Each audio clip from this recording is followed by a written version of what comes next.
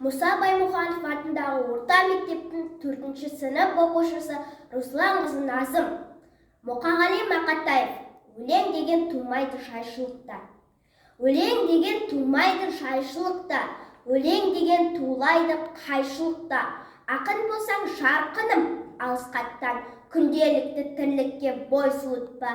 Айшылық жол, шөлдейсің, зарғасың, армандайсың, аңсайсың, сағынасың. Жол азабын көресің деп, ашынасың, біресе бағынасың.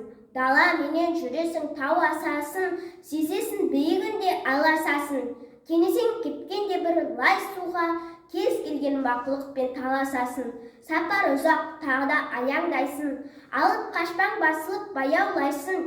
Ел шетіне жетесің де, көргеніңнің бәрісін баяндайсың. Міне, осылай өлеңнің кілті деген, құйттай жүйем қалмайды сілкімеген. Аттанам деп алысқа айдалада, адаспайтын болғайды шіркін өлең.